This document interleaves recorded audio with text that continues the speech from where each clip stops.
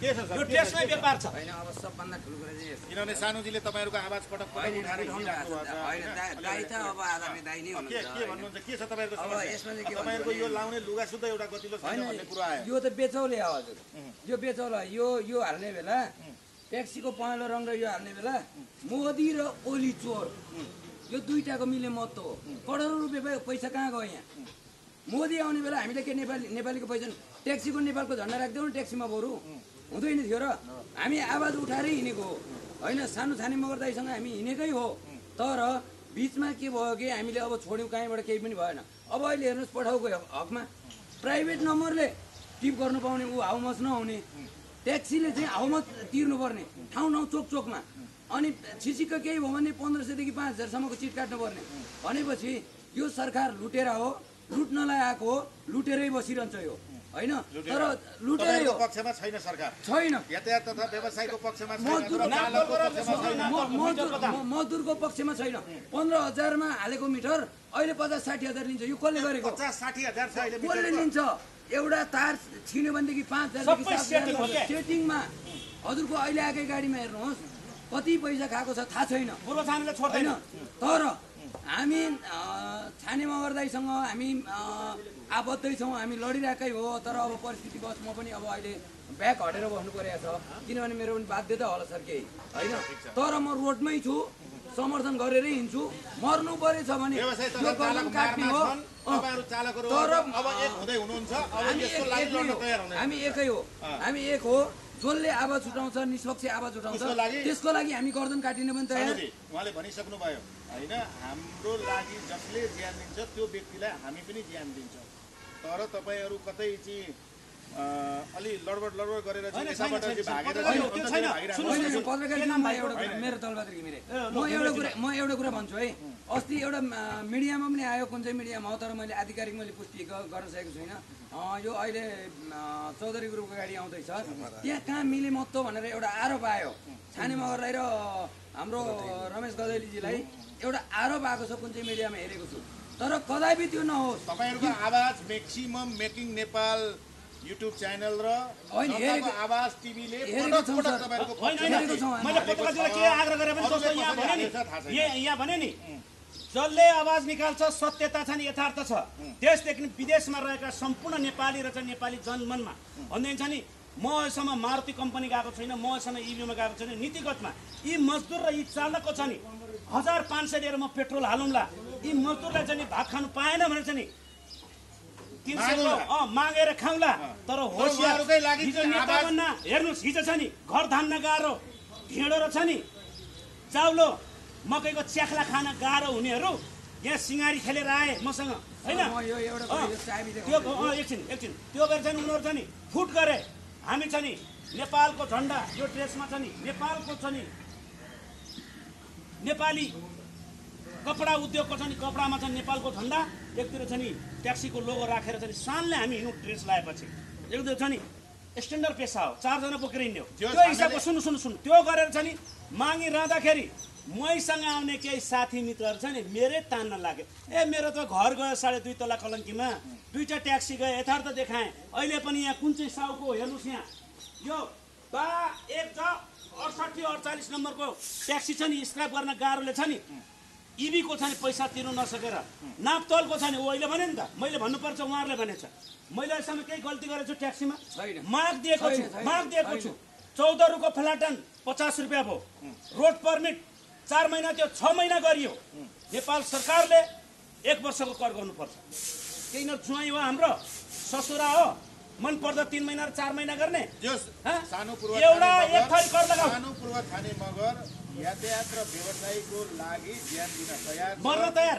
कसैको 1 रुपैयाँ खाएको छैन नभएको ठाउँमा बरु माग्छु तर कसैलाई गुमामा पार्दैन एउटा इभी को कम्पनीसँग गएर दलाल गर्दिन म भनेको विशुद्ध पेशामा आबद्ध भएका व्यक्तिको आवाज हो यो आवाज कहिले मर्दैन किनभने तपाईको 27 थरीदेखि लिएर छ नि 31-32 थरी छ नि सिरा छ एक ठाउँमा कर तिराउ आर्थिक वर्षमा छ नि तिराउ रोड पर्मिट भनेछ जाँच भनेछ पञ्जीकरण भनेछ उता कर भनेछ 260% भन्सार भनेछ लाइसेन्स नवीकरण भनेछ चालक 6-7 हजार छ नि धरोटी तिर्नु सकेको छैन लुटकारी गर्ने लुटिरहेछ चोरहरू।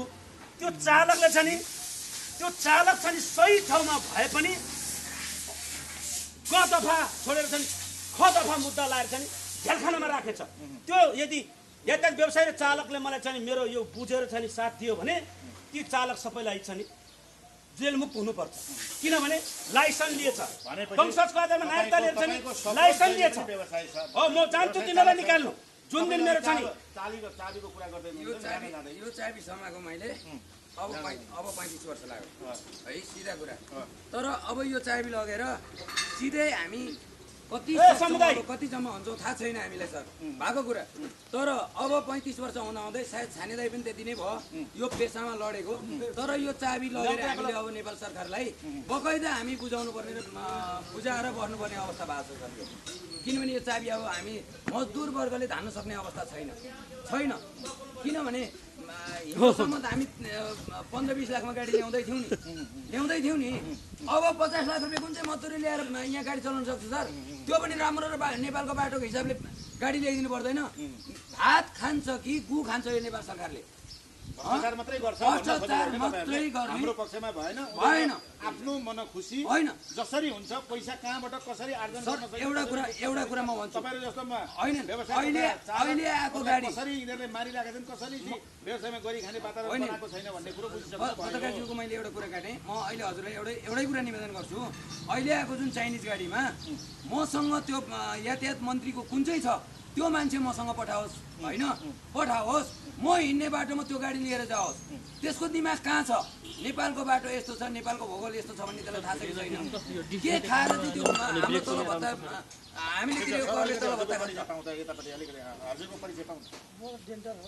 डेन्टल के छ सानोजी? उहाँ चाहिँ डेन्टल अब के हो भने नि विश्वकर्मालाई साक्षी राखेर विश्वकर्मालाई छ नि पिट्दा छ नि अब छ नि जिन्दगी खेर जाने भइसक्यो।